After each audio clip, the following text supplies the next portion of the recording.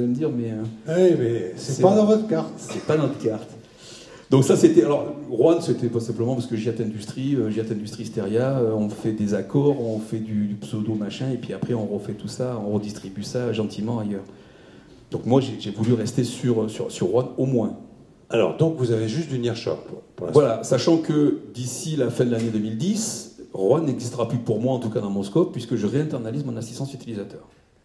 Ah d'accord. Je suis non seulement pas content, j'étais pas forcément déjà très fanat pour du nearshore, mais même le inshore, en fait, n'amène pas la solution, n'amène pas la bonne réponse, à mon sens. Sur mes métiers qui sont encore une fois très particuliers. Il faut avoir vécu un samedi après-midi où vous avez 20 clients qui sont derrière une console qui ne marche pas, et là vous avez le stress de l'informatique qui ne marche pas et qui agit à fond. Moi j'ai eu des magasins sur les phases très difficiles où ils affichaient des panneaux veuillez nous excuser pour la gêne occasionnée par la déficience du système d'information ou de l'informatique. Vous avez des pharmacies mutualistes. Et j'ai des pharmacies mutualistes qui elles ne supportent alors vraiment aucun arrêt. Absolument, oui. Les lunettes encore, bon. Mais bon, mais les dentistes sont aussi sur l'opération. Les dentistes, c'est moins grave parce que c'est surtout de la partie administrative. Oui, c'est après. Si on n'a pas le dossier patient, c'est bon, on peut pas opérer. On peut pas travailler. En revanche, on peut pas facturer si à ce moment-là ça s'arrête. C'est moins grave. Alors, qu'est-ce que vous allez faire? Finalement, vous allez plus travailler avec le même partenaire qui vous entraînait à franchir des frontières que vous ne vouliez pas franchir. Et vous allez tout réinternaliser. Alors, on va réinternaliser essentiellement l'assistance utilisateur de premier niveau, sachant que nous n'avons jamais externalisé l'assistance utilisateur de deuxième et troisième niveau. Et nos applications étant très spécifiques au monde de la distribution lié à un monde franco-français, je dirais même la manière de vendre des lunettes n'est pas du tout la même en France qu'en Angleterre. On vend plus facilement... Encore heureux, parce que c'est pas la même entre Bourges. Oui, c'est pas faux. Mais c'est encore plus vrai quand on passe la Manche. Oui. Alors, on est avec vous dans un milieu très particulier. C'est le monde des mutualistes. C'est-à-dire, au fond, les mutualistes, ceux qui les dirigent, ce sont ceux qui sont les adhérents des mutuelles. Oui. Et donc, c'est de la toute proximité, c'est de la direction démocratique. Et donc, on ne fait pas en démocratie comme on peut faire dans l'entreprise. Alors, ça n'empêche pas nos entreprises de rechercher la rentabilité, de chercher à gagner la boîte à gagner. Ce que cherchent également les mutualistes eux-mêmes. Absolument. Ils ne veulent pas augmenter les prix. En revanche, il y a peut-être une perception de la proximité plus forte de la part de quelqu'un qui consomme du bien de santé en local et qui va chercher une réponse locale. Alors, il y a quand même cet aspect-là.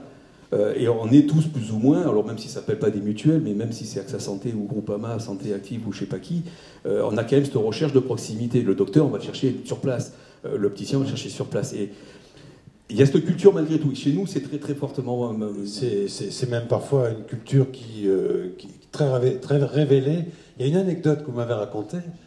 C'est quand on a créé votre GIE, oui. Vous aviez une partie de votre tiers là, qui était installée à Sofia Antipolis. Oui. Et il y a un gars qui s'est adressé en disant « Sofia, pourquoi est-ce que vous allez en Bulgarie ?» C'est ça, oui. C'est ça? Oui.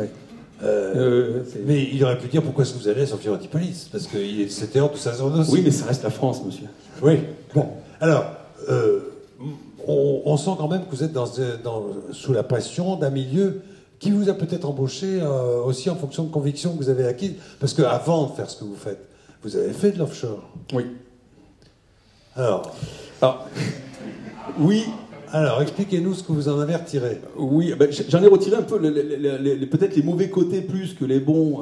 Apparemment. Avec les mêmes conclusions. C'est-à-dire que si c'est pas préparé en amont, ça fonctionne pas. Donc il y a un investissement très lourd à consentir. À l'époque, la structure dans laquelle je travaillais n'était pas encore prête pour faire du offshore réellement. C'est-à-dire qu'on n'avait pas mis sur la table ce qu'il fallait investir pour en faire réellement, en termes de développement en particulier ou de tierce maintenance applicative. C'est évident. Donc il n'y avait pas cet investissement initial. Donc forcément, on l'a fait un peu au tout début, c'était fin des années 90, début des années 2000, où on le faisait un peu... vas-y que je te pousse, et on y cherchait des débouchés, alors Vietnam, Pologne, Maroc, soi-disant qui parlent la France, etc. Et c'était pas forcément aussi facile que ça. Deuxième écueil, c'est préparer, ça coûte cher. Et on n'a pas vraiment le droit à l'erreur. Et quand on va tout de suite très loin, Et je pense que la bonne idée, c'est probablement de rester dans le même fuseau. On tombe très vite dans les problématiques de fuseau horaire, de décalage. C'est-à-dire quand vous avez un projet qui dérape, il dérape d'autant plus vite et c'est d'autant plus difficile de piloter qu'il est éloigné.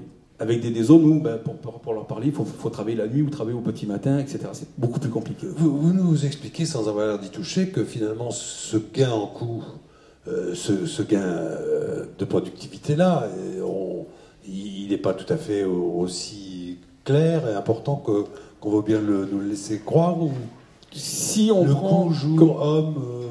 le taux jour, il évolue, il diminue. Quand on le prend vraiment comme étant l'argument, un peu comme le disait tout à l'heure Emmanuel, c'est-à-dire si on dit voilà, j'ai besoin de faire 10% d'économie à qualité égale, il faut absolument mettre ça en place, mais ça veut dire qu'il faut avoir investi avant pour répartir la charge et mutualiser les coûts. Sinon, ça ne marche pas. On ne le décide pas du jour au lendemain. Il y a une phase de préparation. Et il faut que le partenaire, c'est-à-dire la société de service, entre autres, alors ça va être IBM, Steria, Logica ou qui que ce soit d'autre, va amener un service à ce niveau-là. Et donc, il faut l'avoir préparé avant. Et ils mutualisent leurs coûts sur la durée. Donc, on peut rationaliser ça comme ça, mais c'est en pourcentage, en effet, on va essayer d'économiser 10, 15, 20%. Le travers dans lequel il ne faut pas tomber, je l'ai connu à travers l'industrie. Alors, c'était le groupe Total aussi, c'était Hutchinson, qui fabriquait des joints de portière, des durites, etc. à Montargis.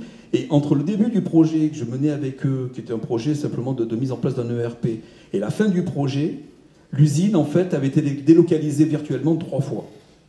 C'est-à-dire qu'elle était à Montargis, elle s'est retrouvée virtuellement à côté de Prague, un petit peu plus loin en Roumanie, et pour finalement arriver en Chine. En fait, les machines sont allées directement en Chine. Et aujourd'hui, les joints de portière sont fabriqués en Chine. Pour le ERP, ça ne changeait rien. Pour le ERP, ça ne changeait pas grand-chose. Dans la réalité, pour les gens qui étaient sur place, ça changeait beaucoup. Ouais. Et culturellement, voilà. Alors c'est peut-être du business, mais pour les gens qui y vivent, c'est leur vie quand même. Il y a quand même cet aspect social, économico-social qui est important. Et on sent bien que dans le milieu mutualiste, ça va avoir un poids. Ouais. Et que même si vous avez été convaincu absolument par les propos tenus par Emmanuel Biscay tout à l'heure, vous allez rester dans votre... On retourne chez nous et on tient nos ficelles. Oui et non, parce que l'offshore, on en fait, c'est un peu comme de la prose, hein, c'est comme M. Jourdain, en fait, on en fait sans le savoir. On utilise tous des OS, enfin, des systèmes d'exploitation qui sont fabriqués en Inde ou en Chine depuis très longtemps. HP, je crois qu'il n'a plus écrit une seule ligne de code depuis, autrement qu'en Inde, depuis plus de 20 ans. Et puis en plus, vos lunettes, dites donc, elles sont peut-être fabriquées aussi en Chine. Ça, on se bat contre ça. Vos prothèses, peut-être qu'elles viennent de non, Chine. Alors justement, nous, on se bat contre ça. Dans la partie métier, on se bat contre ça. Vous allez voir le tourisme de santé qui emmène les patients se faire traiter par des dentistes hindous. Alors ça, c'est une plaie. Ça vous, non, on se rattrape. On se bat évidemment contre ça. Évidemment, alors je ne suis pas un spécialiste, je ne suis pas opticien du tout, hein, mais évidemment, quand vous allez chez une grande enseigne internationale pour acheter des lunettes, vous avez des gammes qui sont différentes, mais on ne peut pas vous proposer 2 paires de lunettes pour le prix d'une, avec des verres qui sont fabriqués dans les règles de l'art, avec des traitements qui sont fabriqués, qui vont durer, et malheureusement... Maintenant, c'est 3. Donc même 3 ou 4, ou à la limite, ça coûte rien. C'est-à-dire qu'une lentille, elle est taillée sur mesure pratiquement.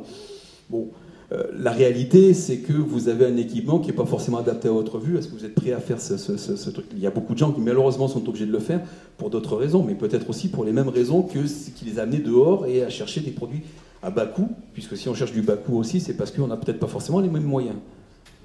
Bien, merci beaucoup. C'était intéressant de voir comment ça se passe dans le village mutualiste.